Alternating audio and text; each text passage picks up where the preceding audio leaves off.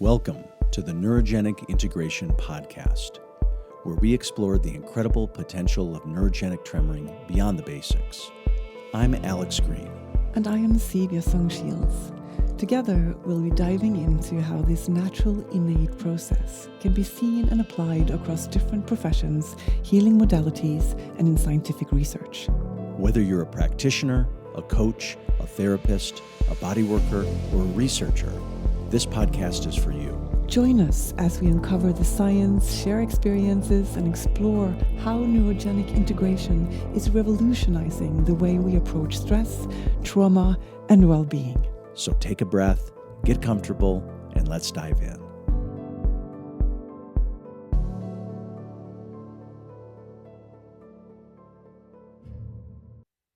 All right. Well, welcome everybody. Welcome to the Neurogenic Integration Podcast. And I'm Alex Green and excited to be sitting down today with Mike Maher. And Mike is in Poland today, although normally based in the UK. And I'm here in Boulder, Colorado, as usual.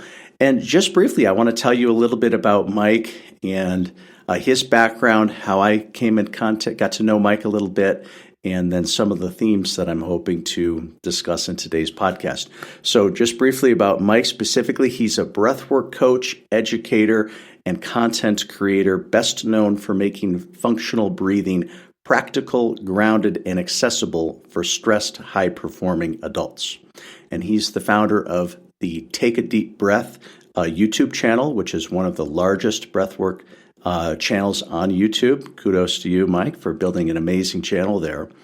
And through that platform, he's helped hundreds of thousands, literally hundreds of thousands of people at this point improve their energy, sleep, focus, and resilience through breathwork practices and other evidence-based work. And he does, as far as I can tell, I don't know everything Mike is up to, but he does one-on-one coaching work. He does regular work on the channel, providing content and podcasts, as well as runs other sort of special topical programs, a few of them that I've had a chance to participate with. I got introduced to Mike, I think maybe about 9 months ago or so, because I was a guest on his podcast, and I joined to speak about TRE, intention and trauma releasing exercises, and neurogenic tremoring. And then recently we did a follow-up conversation that hasn't yet been released.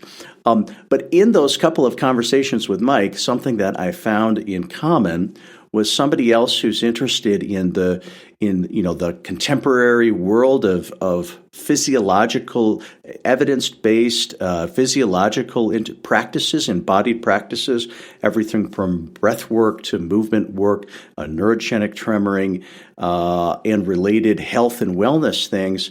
But somebody who, a little bit like me and Steve and others in our community, who are trying to explore the intersections and the commonalities. What's the connection between breath work and neurogenic tremoring, for instance? So these are questions that Mike has given some thought and some practice to. And so beyond hearing, Mike, your personal story today and kind of what got you into this overall work, I want to kind of pick your brain around some of these intersections.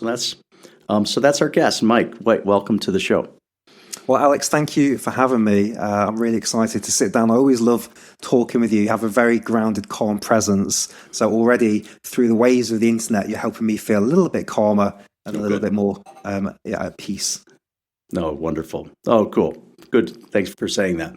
Okay, so Mike, let's just start with, I read through your full bio and this and that, and it sounded like kind of hard-charging corporate career. Maybe, I don't know exactly what you're doing, marketing or this or that, but something led you to personal work. And I believe beginning with breath work, maybe Wim Hof work, something like that. Can you just share a little bit about kind of what led you even into the field of breath work and embodiment practices? Yeah, I'll give you the short version, and if you want to dig in, you can. But it was actually Steve Jobs, the creator of Apple. I was reading his book, and I don't know why, I just picked that book up. And he was talking about Zen and the art of motorcycle repair or something, and I can't remember. And he was into Buddhism and stuff, and veganism and many things. And I don't know, I just really loved that book. And I remember going online, this is 2014-ish, and I came across a clip of him talking he'd already passed, I think, at this point. He was talking on a YouTube video, and then the other voice that was blended in there was a guy called Joe Rogan. And I thought, don't know this guy, and I ended up finding Joe Rogan. And then I found this podcast, and this podcast just opened up my world. They were talking to all these different people, all these different backgrounds, maybe even a little earlier, like 2011 maybe. But anyway, one of the guests he had on there was a guy called Wim Hof, who was this Dutch Iceman that had set a load of world records and was in the cold. And I'd always been terrified of the cold. I remember going on holiday to the Canary Islands, which are really warm. They're really warm places. And I couldn't get in the salt pool. It was too cold for me. So I'd jump in and jump back out again. And all my family would go in and swim. And I thought, what's wrong with me? Why can't I handle the cold? So at an early age, I picked that weird thought up, and it stuck with me. So I thought, well, there's a guy here that trains you how to handle the cold. And I'd recently gone through a divorce, and a couple of family members had passed away. And so there was just this kind of change happening around age 33, 34, where it just felt like there was a new epoch opening up. I wasn't very happy in my career. So I bought a ticket to Poland to go and spend a week with Wim. This is almost 10 years ago this year. And the cold was incredible. And I remember, like, you're outside in cold water, you're peeling the ice off the top of the bathtub. It's Poland, it's the mountains. But the thing that stuck with me was the breath work. We went into the basement of the hotel we were staying at, and they switched all the lights off, and we started breathing in this very heavy rhythmic pattern. And it wasn't long before I started to cry. And I had no preparation. Like today, I think you kind of know like what can happen with breath work. There's so much information online. But I started crying, I started trembling, I started tingling in my gums and lips, my hands tensed up, and had a big emotional release. And at the end of that session, I was like, what? I don't understand what happened. Like, there's been no drugs, there's been no alcohol. This huge thing had happened. And then we did more and more of those sessions, longer and longer. And I had visualizations, I had some sort of communication with something, or being, I'm not sure. And so the ice stuff became secondary. I didn't really care about the cold. It was more about the breath. And then, I'll skip through the next bits, but I did a couple of other things and eventually was able to quit my career and build this YouTube channel and the podcast. But really the start of it all was that basement with Wim in Poland, huffing and puffing. Yeah, amazing. Well, so, okay, cool. Super cool origin story, so to speak. And okay, so like what happened next? So, you knew breath work had been very powerful, that style. I know from your bio, you've gone on to study a diverse range of breath work, sort of systems from, oxygen advantage, Buteyko, breathing for warriors. So I know you kind of sort of, at some stage of your learning, you kind of started exploring more the breadths and depths of breath work. Can you share about that? You'd had this initial catalyst. Where did you go with it? Yeah, so all I really knew past Poland was the Wim Hof method, which was 30 big breaths and a big breath hold. Yeah. And it's a bit, the way I describe it these days, it's a bit, for me anyway, everyone's got their own unique version of all of these different modalities. But for me, it was a bit like having a party with tequila. So I'd do all these shots and I'd feel great, but then I'd get a bit of a hangover. And the hangover for me was like anxiety. And I hadn't connected what was going on because I was doing the Wim Hof breathing to lower anxiety and stress. And so you would get the initial, but then it would come back sometimes worse. And I didn't connect the dots for a couple of years. So there was a couple of years of me, I remember I'd drive to work, park the car in the car park, do my Wim Hof breathing, go into the office, smash a couple of coffees, go on with my day. And all the time my nervous system was just getting more and more overloaded. And then it was really during the pandemic. I'd come back from traveling. We'd been in Asia for about a year. I came back. I've been doing more and more Wim Hof videos on YouTube. And I just remember thinking there must be something else out there. Like I knew box breathing, but I was like, is that it? Is it box breathing and Wim Hof? And I really didn't know. And Patrick McKeown, the Oxygen Advantage, was coming up a little bit on YouTube. And so I decided I'm going to do a certification because loads of people on the YouTube channel were asking me questions and I didn't really know. And all I'd done was spent some time with Wim and made those videos. Okay. And the channel had grown to about 15 or 20,000 followers just organically without doing anything from a couple of videos. So I thought, I don't know the answer. And then I found Patrick McKeown. He studied under Dr. Buteyko. and he had his own certification. It was very, very accessible and affordable. So I did that during the pandemic. Suddenly I was loaded with all this scientific knowledge. And then I thought, oh, I definitely know the answer now. It's not Wim Hof, it's this one. The rest can go. It's all about nose breathing. Right. And then Patrick had actually said to me in one of the trainings, I've just read this book called Breath by an author called James Nestor, and it's the best book I've ever read on breathing. I was like, well, that's weird. This guy's meant to be the top dog on breath work. So I don't know why I did this, even to today. I emailed the publisher and I said, I'm thinking of starting a breathing podcast. Would this guy be interested in coming on my show? Sure. And I hadn't read his book, didn't know much about him. And they just said yes. And before I knew it, within a couple of days, I joined a Zoom meeting similar to this, and James was waiting for me, and we did a podcast. And then a week later, he was then on Joe Rogan, and it just exploded, and the podcast exploded. And then I had a podcast at that point. It was like, okay, I've got one episode. Who else can I? Did Patrick McKeown. So fast forward, we've done 150 of those now, and each time I sit down with somebody, it's been the best education I've ever had, because I'm not really a reader. I'm a bit dyslexic and ADHD, and so I learn visually and through talking to people. That's why I love the Joe Rogan podcast, because suddenly I had access to all this material that I would never read. And so every person I got to interview gave me a new perspective. And so I then got to meet Dr. Belissa Vranich, who's Breathing for Warriors, and she gave me a completely different story not completely different, but she gave me a different element to what Patrick McKeown had told me. I was like, oh, that's weird, because I've just learned this is the way to do it. So then there was this conflict I saw, and I was like, well, is there anybody else that's going to say something different? And then somebody else said something else different. And so what I've eventually zoomed out now, and I call it a reset, a breathwork reset method is what we call it in Take a Deep Breath. But there's a lot of elements that come together. You might call it full spectrum breathing, but you've got everything from functional to heart rate variability to biomechanical to embodiment work. And everything in between. And it's a huge, best way of describing it's a bit like a Swiss Army knife. You've got all these little tools. And sometimes people will try and use the wrong tool to try and fix a certain issue. But actually, you just need a little different part of the Swiss Army knife. And so, yeah, it was really the podcast that got me access to people I have no business talking to in the real world, but suddenly were giving me their time. And very open books, most of them as well. So you get to ask them questions, dig deeper. I'm naturally curious. And so that's just been the best education I could have ever wished for. And that's really where it's got me today, to be this guy that studied under the best breathwork and wellness practitioners on the planet, and then try my best to make that accessible for people on the channel through short form and long form content. Yeah. Very cool. Well, so it sounds like at this stage with the Take a Deep Breath, you've now created, it's like you have, in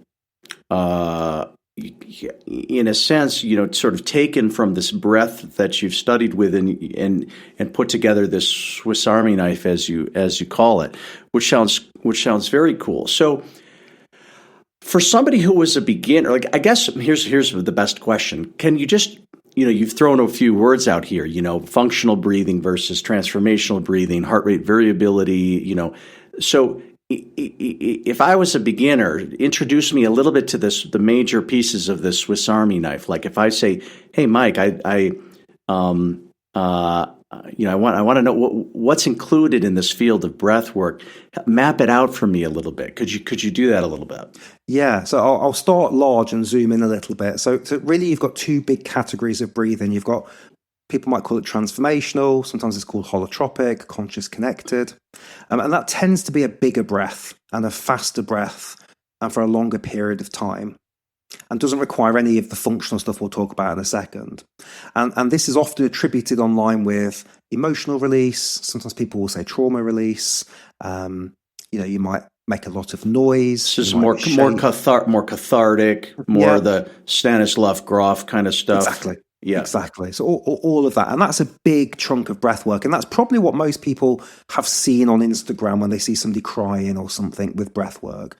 But I actually prefer to start in the other camp, which is the functional breathing. And another way to look at it is you've got breath work and you've got breathing. And breathing is what you and I are doing right now. The joke is we've done it our whole lives. But most people myself included, all of us, we've got some form of issue with our breathing because of the modern world, because I sit for a living, chronic stress, Western diet, poor role models, all these different things, they impact an element of our breath. And we're doing this about 25,000 times every single day. And if there's a little something off, it can have big effects over decades. And so what I've been able to do then is if we zoom down out of just those two camps, I've kind of categorized it into 5 areas. And I'll just give you a very, very high level. So the word is reset. And so the first R stands for release. So we're very tight in our rib cages, especially as we age. Diaphragms can become weaker as we age as well. And I like to describe the release a little bit like a car engine. So, people really worry about the fuel they put in their sports car, or the polish they're using, or, the smelly air freshener. But really, if the engine's seized, then all of that's not really that important. And so a lot of us, our engine's a little bit seized, our rib cage is a little bit tight, a little bit restrictive, and we end up breathing taller, not wider. And this has big effects on the nervous system, because to quote a Dr. Gerberg out of America, she says, your brain is always listening to your lungs. And we know that because if we start to choke, we start to panic quite quickly because the airway is disrupted. So release is really important because it's all about getting the engine to move again properly. So that's R. Okay. The next letter, E, is about energy and energize. You've got chi and pran and all these different wonderful, beautiful words. But for me, it's about, are we breathing properly at night? Are we breathing properly at rest, at exercise? There are energizing exercises that we teach, which can be quite invigorating. But some of it's not even that sexy. It's just like, are we breathing through our nose when we're sleeping? So that's the E. Then the S is soothe, which is soothing our nervous system. So a lot of people think we need to just be in this rest and digest all the time. But for me, it's more about balance and being able to switch when we need to. And we use very specific breathing exercises, touch techniques, tapping techniques, fascia release techniques to help bring that body into a more balanced, soothed state. And then last two, the next D is embodiment, which is obviously very, very close to your world and your listeners. And we just help people get out of their head and back into their body. And we use a little bit of a faster breath there. So transformational breath work, but I go very gentle with it because I often think, and this is not always the case, we've got to be careful with those faster breathing techniques because it's sometimes a bit like turning a tap on and you can let too much emotion and stuff pass through us too quickly. And sometimes we're not ready for it. So we like to turn the tap on a little bit at a time for people. And then the last letter, the T, stands for tolerate. And that's about slowing the breath down, breath hold work. A slower breath is connected to a slower heartbeat. It's connected to heart rate variability, which is a marker of our health. And so we look at how we can help people get comfortable with breathing less, breathing slower. And that's the reset. So, and in there, you've got the transformational, you've got the functional. And I've really tried to critique this because after about 150 podcasts and all the stuff we've looked into, it's like I try to make it as simple as possible for people. If they go, well, what is breath work? Well, so I think it comes into these 5 categories. And I've been really trying to go, can I make it less? Can I make it 4? And that's about as concise as I can make it. And that's what we teach in our community, and that's what we teach clients is how to master those. And depending on the client, it's not a one size fits all. This will be the last thing I'll say on the breath before I pass back, which is I found that everybody's body is unique and we all need something a little bit different. And there's universal basic truths like we should eat more vegetables and, we should exercise. And then I find like once we get past that surface level with the breath, it becomes quite nuanced and it's a lot of fun for me because I'm trying to find the right thing for you and your body and your goals versus another client. So it takes a little bit of time to play with it all. But that in a nutshell is how I would kind of categorize the breath. Yeah, no, that's a really nice, putting into those sort of five buckets makes a lot of sense. Well, I wonder if you could share a little bit, you may not cover each bucket, but like, clearly you were on you went from a breath newbie and then you had, a first exposure through a more transformational style, fairly dynamic Wim Hof breathing. And then you expanded your horizons and explored lots of different angles. Could you share a little bit about just your personal growth curve, learning curve? What it was like for you to expand your, reset your engine, and tell us a little bit, and which pieces of that were more challenging for you, perhaps. Yeah, wow. Okay. So it's happened almost on camera. So you can pretty much track everything I've done through the YouTube channel. So the first there was Wim Hof, and I went through that. Then there was the oxygen vantage and potato, and I'm interviewing and talking about that. And I realized like my breath was terrible. Like I couldn't hold my breath for very long. I would feel pure panic after just a few seconds of holding my breath too long. I was like, it's impossible. How can anybody hold their breath for longer? I remember thinking it's impossible for me to go past this point. So I went down that route. Then I met Dr. Blissa Varanich, and I certified under her, and we were doing the ribcage work. She actually said to me after the podcast, don't you go anywhere. We need to talk about your breathing. And I was like, I thought I'd figured it out, but my shoulders were moving and my ribcage was tight. So I've gone through those versions. I was invited to speak at the Breath Festival in London in Glastonbury a couple of years ago. And as part of that invitation to talk, I was invited to do Rebirthing, which for those that don't know, the version I did was in hot water.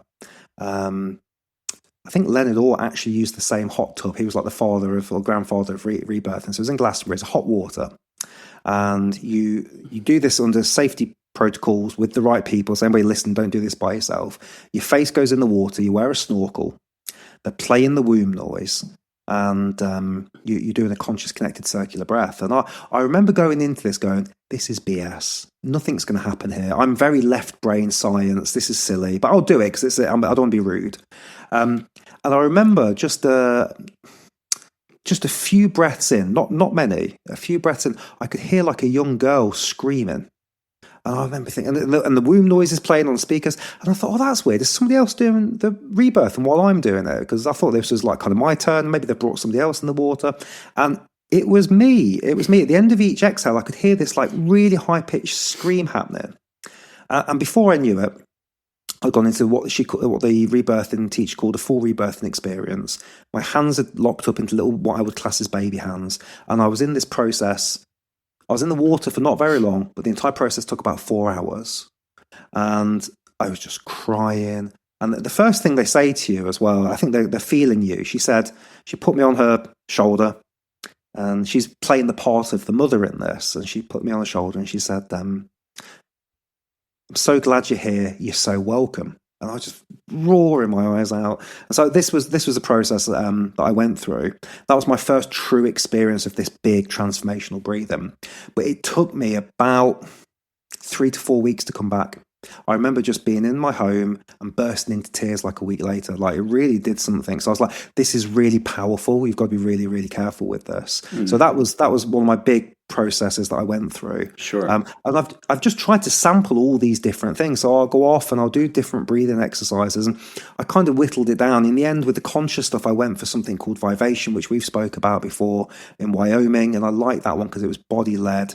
Not as powerful as the conscious rebirthing, but enough, like more than enough to connect with the body. But yeah, I've just tried to sample. I got to spend some time in Corfu with a guy called Tom Zitas, and he has the longest breath hold in the world. He set the record. He did 10.5 minutes without supplemental oxygen. He just held his breath underwater.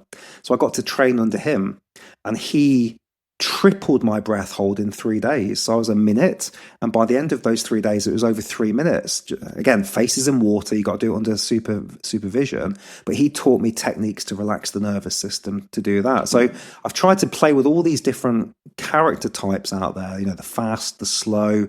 I've interviewed the cardiologists, I've spoken to the biohackers. And so really, I don't know where this thirst comes from, but I'm just trying to figure this out because I feel like no one's quite figured it all out yet. It's so diverse and ancient. And I still think we don't hardly know any of the stuff that's out there with breathwork. I feel like most of it's been hidden in caves for centuries and we'll never know most of it.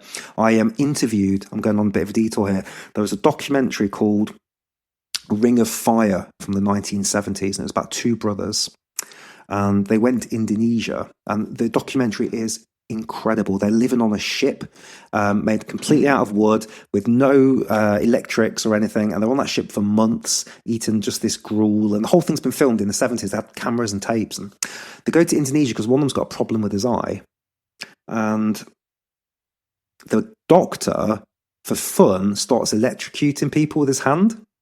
He's zapping them, and they're like, "What the hell?" And like they don't believe him; they all get zapped. And then later on, he shows them how he can set some paper on fire. Again, it's the 1970s. I'm sure you could fake it, but I went and found that director, and I interviewed him. I was like, "Tell me the truth. Come on, tell me what's going on." He's like 90 now. I was like, "Is this real?" He goes, "As real as it could be." He goes, "He showed us loads of stuff. He passed away now, but this guy was able to harness his chi in such a way that he was able to deliver energy through his fingertips, and he used that as part of his practice." So I don't know. I love. Yeah. Well, wait. So there, I have never seen that film, but there's a book about. There's a. I've read the book.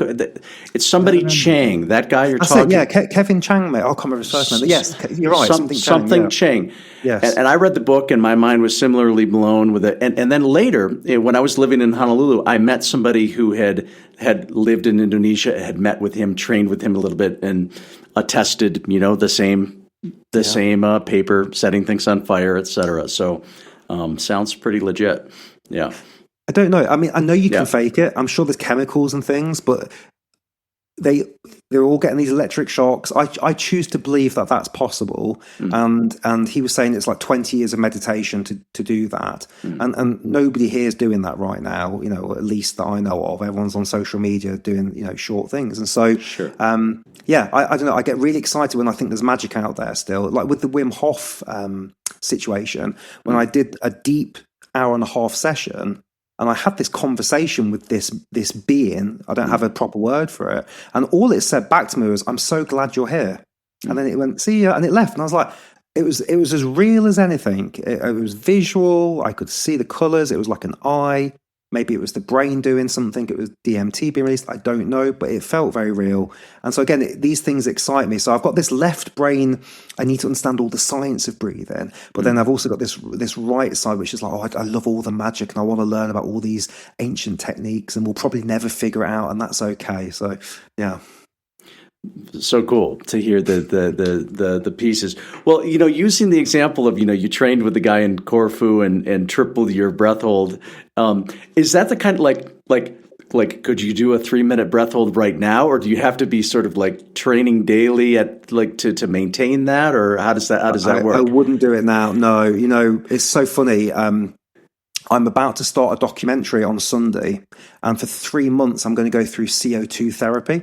So I've got all the kit been sent to me. I'm going to be taking CO2 every day with the hope to see what that's going to do to things like breath hold and all the rest of it. So no, I wouldn't be anywhere near that right now. Oddly enough, though, there's a placebo effect. When you've got the world record holder standing next to you telling you can do it. You can do it, right. You get more. Yeah, because with breath holds, this is a great thing, actually. Part of it is chemistry, biological. You hold your breath, you feel uncomfortable. That's the carbon dioxide rising in your blood. Right. And you're getting warning signals to the brain. You should breathe now.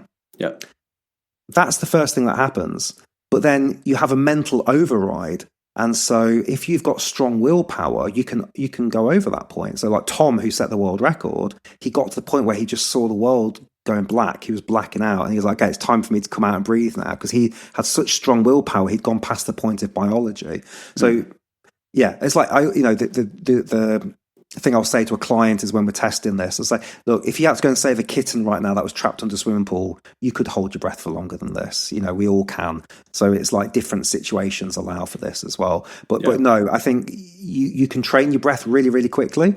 I always say that if you were in the mountains right now and you had your mouth taped and you were running every day in the mountains, you would get you would improve your tolerance quite quickly. If you had nasal surgery or long COVID or asthma or some sort of injury, it would drop. So it's dynamic. This breath hold fluctuates. It does require maintenance to keep it. And one of those maintenance eyes is to breathe through your nose at night. Another one would be to breathe through your nose when you're exercising. Another one would be when you're working to breathe through your nose. So the nose is the gateway to the respiratory system, and this is an easy way to train tolerance and CO2. So yeah. That you briefly touched on this documentary. I feel like I want to hear more. Like what? I mean, maybe you're not allowed to share what the experiment, but you're going to be taking CO. Tell us more. What that is. So I'm doing it with a guy called Anders Olsen. He's from Sweden. If anyone's read the Breath book by James Nestor, there was another guy in the book. That's him. They did a test together where they breathed through their mouth for 10 days in Stanford and measured everything, and then they breathe through the nose. And in those 10 days of mouth breathing, blood pressure shot up, snoring went crazy, mood dropped, blood work became pre-diabetic. So they have this incredible mini study. I always wanted to do something like that. So I'm always talking to Anders. I've interviewed him a bunch of times. He's got these big CO2 suits that people can go in, look like you're in a big balloon. He does CO2 therapy. His skin looks fantastic because he has CO2 bubbles on his face. And he's convinced CO2 is the primary regulator of most of our health. Nitric oxide, many other things are linked to this. And so he's created something which basically you connect a CO2 bottle and you can regulate how much CO2 you're going to breathe in. So you start off quite low and you can build it. It cuts off. It's very safe. And so the plan is I'm going to be spending 90 days documenting my entire journey. I've measured everything. So I've just had my biological age is about to be done, VO2 max. I had all my blood panels done, seen a cardiologist. I've just done all this stuff. So we've got like baseline data. And then over these next 3 months, we're going to be using the CO2 therapy. I'm also off to a altitude adjusting hotel where you can go in and they can set the altitude. So you can sleep at, high mountain range numbers. Yeah. So we're just going to do it and see what happens. My hope is, and it'll be interesting to watch this back after, blood pressure levels are in a better space, biomarkers in the blood look better, heart rate variability's gone up. I don't know. So that's what we're going to test because no one's done this, I don't think, before for this long. And we may go longer, but 90 days is the initial thing. And we're trying to show like what can be done because emergency services actually used to use CO2 before they used oxygen. If someone was having a panic attack or they, even I think women in labour, they even used it to treat breast cancer like many years ago. And then there kind of was a switch in the world where CO2 was bad, oxygen was good. And so now you have hyperbaric oxygen chambers. Right. But if you speak to Anders about this, he'll say that's the opposite of what we need because there's a lot of free radicals and oxidative stress. We need more CO2 in our body, which is very against the narrative right now. So yeah, that's what we're testing. We're going to interview a lot of experts on CO2 and very cool. So in general, like, through these methods, sleeping at the altitude adjusted and taking you're doing sort of a systematized way to kind of raise your CO2 tolerance as much as possible in these 90 days, and then finding out how it changed your biomarkers. Yes. And one of the things that should happen is respiratory rate should start to drop because that's being driven by this. And so a slower respiratory rate will mean a slower heart rate. That should hopefully show more variability in heartbeats, less blood pressure, all those things. So I don't know. I'm curious. And I'm going to start off very gentle in the first month, but my plan is to be exercising with this mask on at a certain point once I've built my tolerance up a little bit. Because, we spoke before the podcast is on. I am a breath coach and I teach breath work, but I'm also a business owner and a dad of a very young child. And those worlds don't really smush together very well. So on one point, I'm helping people regulate, but then it's like trying to take care of ourselves is sometimes a little bit of a dirty little secret in the wellness world because we're so busy helping everybody else. And so when the opportunity came up to have this, not shortcut, but to have this opportunity to have, Anders describes it a bit like a treadmill because everyone's like, well, why do you need a treadmill? You can breathe. Why do you need CO2 therapy? You can just hold your breath. But why do you need a treadmill? So I'm hoping that having this regulated dose is going to help me because I can feel my body aging. These last 3 years, not only turning 40, but having a 3-year-old that's very heavy. It's like 17 kilograms. I can feel my back. My beard's gone grey. So these last 3 years have been an accelerated aging process, and I feel like I'm at a crossroads now. And being a business owner as well is very stressful, or can be. And so it's like this is a crossroads for me personally. I've got some choices to make about my health. And so this just is coming at the right time to go, let's just give this a go and see what this does. Oh my gosh, very cool. Well, I'm excited to hear the results. Well, so let's broaden the conversation slightly from breathwork, which obviously you've done a very, very deep dive. But what else are you interested in? I mean, you and I connected through neurogenic tremoring and TRE. You told me you're into grounding things. What else are you curious about when it comes to human physiology and the body? So much. So I'll try and keep it as narrow as we go. So there's a lovely quote I got from a mentor years ago, which was, sell people what they want and give them what they need. And so I sell breath work, but within that program, we biohacking is not the good term, but we do a lot of the biohacking, which is, for me, it's just ancestral living, getting back to where we were. We've got so many wonderful things. There's one of my favorite books is called Civilized to Death, and it's all about the fact that we are in this modern world, and we've got all these antibiotics and all these different things, and yet we've lost so much. And so for me, it's just looking back at the past. So earthing or grounding is a big one we can talk about. Daylight is my favorite thing right now to talk about with clients as well. And just they're so frustratingly simple, like walking. And so right now, when I do my client assessments, like, how long are you outside? And most people, on average, it's less than 30 minutes a day. And then the other thing, I'm like big into like all the sleep stuff. So anybody listening, watching this, like, I wear all the glasses and all this sort of stuff to protect my eyes from the harsh lights. So if we just talk about light for a second, because that's probably my favorite subject. If I wasn't a breath coach, I would definitely become a sleep coach. I struggled with insomnia my entire life. Don't know why. Nervous system's heightened, I think. So I remember being the only one. I'm a family of 7. I was the oldest of 5 kids.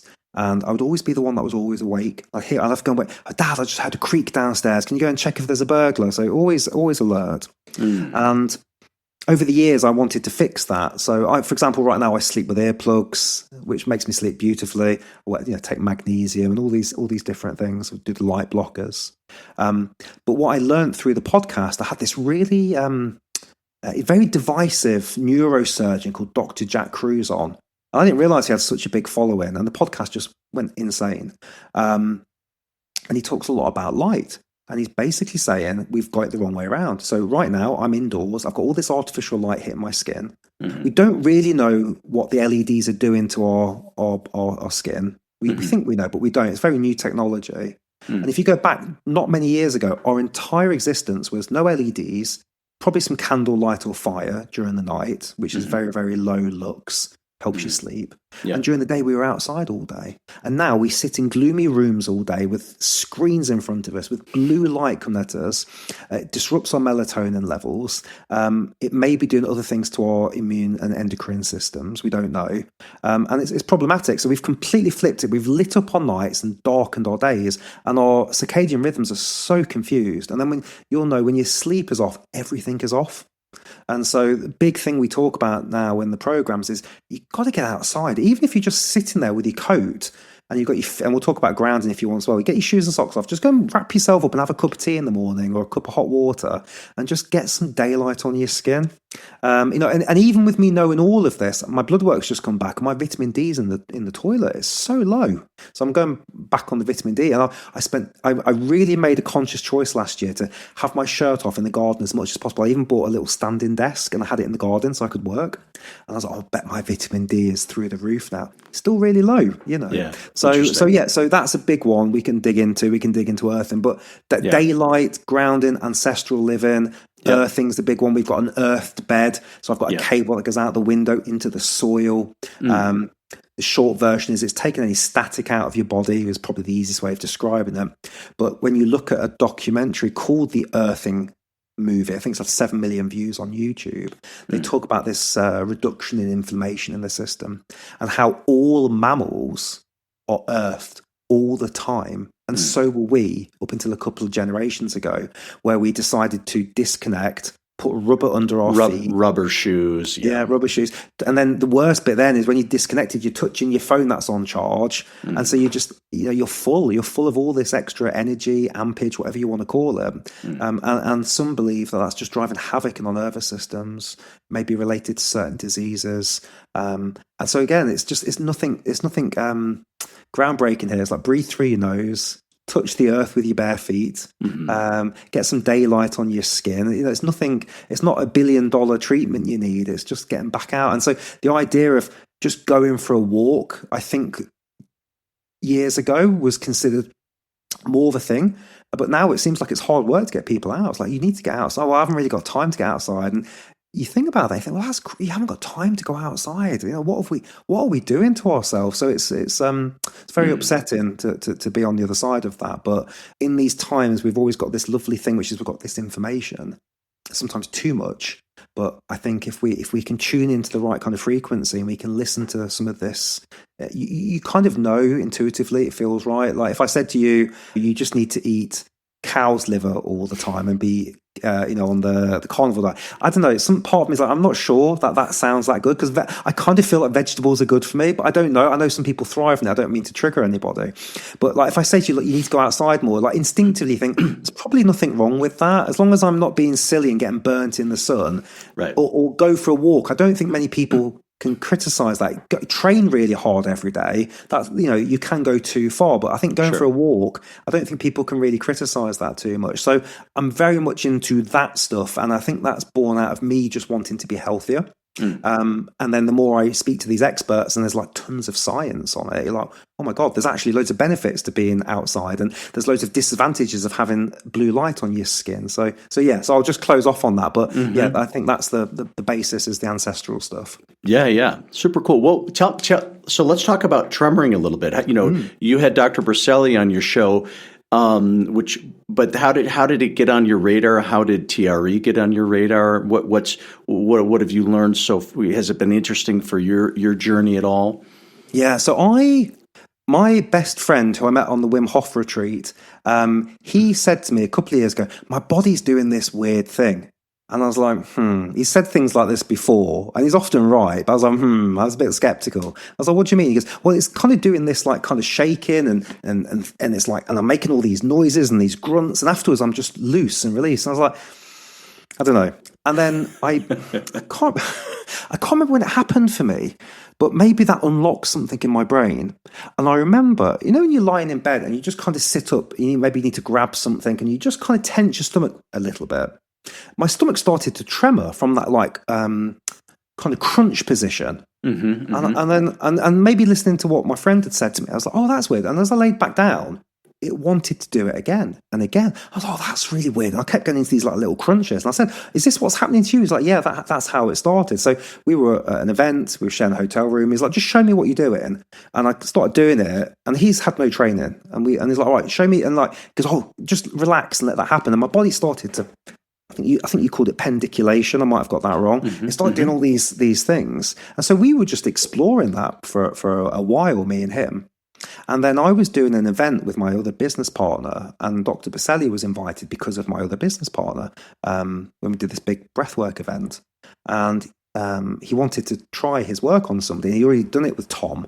So he says, why don't you lay down and we'll do it with you in front of this big audience. And so he started to guide me, and my body within seconds just started, vibrating, shaking, pendiculation, to the point where Dr. Berselli, bless him, said, Mike, we're gonna have to go back to Tom because we haven't got time for this. I've got like 15 minutes. And he said it in a more beautiful way, but it's like we're trying to show the audience something. So you come up, and then we'll do Tom. And then Tom went through a very gentle version. I remember saying to him afterwards, I was like, what do I do now? Because I'm just tremoring and shaking. He goes, well, you can go and have a beer and relax, or you can go and lay down and you can go through the process and see what happens. And I reached out and said, can we do a podcast? And he obviously said yes, very graciously. Yeah. And then part of that podcast was me just going through the process. And I remember him saying to me, I wish I had the energy you've got right now, because my body's just doing all of these things.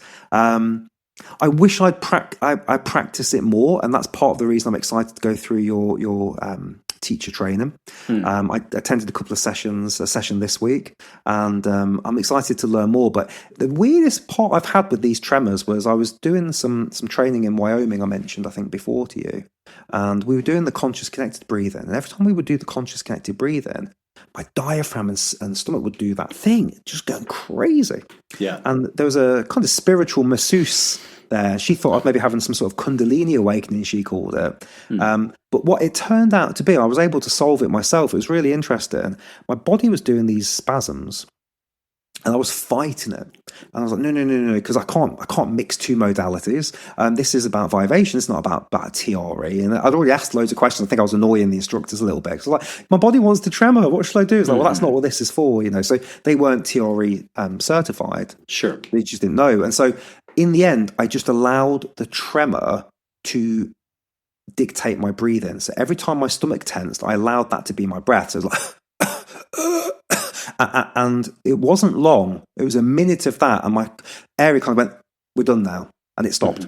Yeah. And I was like, oh, that's really interesting. So my body was trying to do something, breathing away, pump the diaphragm in a certain way to allow something to happen. And I've been resisting it for so long. And when I finally gave in, it was happy in the end. So that's the TRE in a nutshell. I find it fascinating, and I cannot wait to do more on me, and I cannot wait to use it with clients as well, because I know it just fits in so beautifully with the work that I already do. Yeah, I would say when you're facilitating, I mean, the cool thing is that your work is certainly not boring with breath work and other things, but when you add some, spontaneous movement, neurogenic tremoring into the mix, yeah, it's you'll see some exciting things. And I don't even mean necessarily dramatic, but it is amazing to see people's, what arises organically and what happens as a result. So I'm looking forward to you having more of those times with your community. Yeah, I just feel like there's so much more that my body wants to go through. And again, not even in a dramatic way. I just know that there's stuff that has to happen. And I think I'm in my head a little bit. So it'll be lovely to go through the sessions, learn more, give my body more permission to release and relax.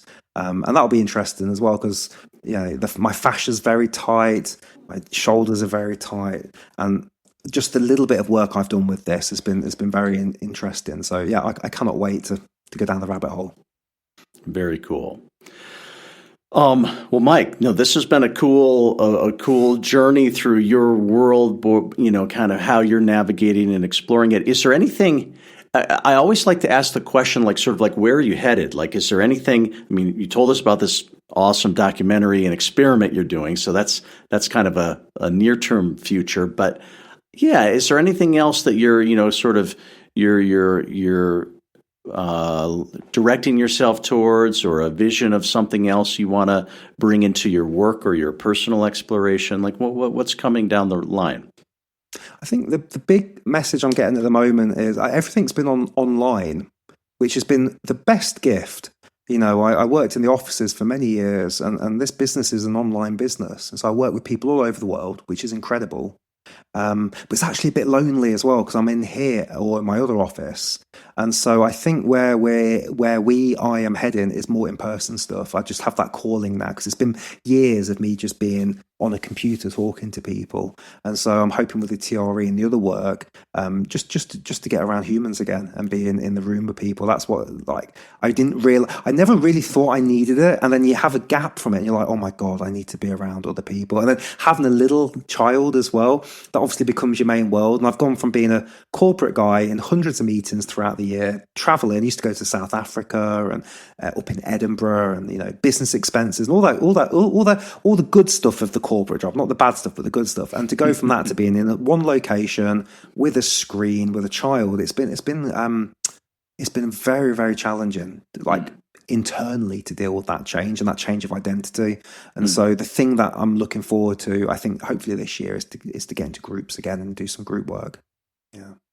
Yeah, I was going to ask, are you, for that in-person work, are you talking about, are you a one-on-one guy? Are you a group guy? Both? It sounds like maybe both. Yeah, both. Yeah. I like teaching. I like leading groups, but I also like working individually. When you've got a connection with a client, and that bespoke nature, it's really hard to get that with multiple people. So about a third of our business is one-on-one work, and I don't want to use the word intense, but it's very time consuming for me, because I'm doing a lot of prep beforehand, and we're checking in with them and we're measuring everything, and it's very bespoke. I was working with a client the other day, and it took a few sessions to get there. We've been trying to figure out what his body really wanted with the breath, and now we've got there. It's like, okay, we've figured out a little bit of the puzzle. So yeah, I like all of it. I like a variety of different ways of working with people. Yeah, super cool. Awesome. Do you want to close with a parting words of wisdom or anything like that? There's just something I've been playing with a lot recently. It was in the New England Medical Journal in 1988, and they said the number one predictor of death, this is positive, I promise, was lung capacity. And it was actually the best predictor, more than smoking and your age and a host of other risk factors. And so that's just been something I've been fascinated with recently. And so when we think of lungs, we think of the bags that are hanging, but lung capacity is really about your rib cage and your diaphragm. And so stretching is so important. We don't think about stretching and breath work, but we need to stretch our rib cage. We need to strengthen our diaphragms. And so I think for most people that are interested in breath work, not from a transformative point of view, but from a longevity point of view, anything you can do to stretch that rib cage, anything you can do to strengthen the diaphragm. By the age of 80, we have the same lung capacity as a 10-year-old if we don't stretch it out. And so, that'd be my gift to people, is go out there and find ways to stretch your rib cage out, and it'll help you with whatever else it is you're trying to do. Wonderful. Mike, thank you. Appreciate your time. Thank you, Alex. Thanks for watching, everybody. Cheers. That's it for today's episode. We hope you found inspiration and new insights into the power of neurogenic tremoring. If you enjoyed this conversation, make sure to subscribe, share, and leave a review. It really helps us reach more people interested in this transformative work. And if you want to dive deeper, connect with us. Or to learn more about our sessions, courses, and upcoming trainings, head over to neurogenicintegration.com.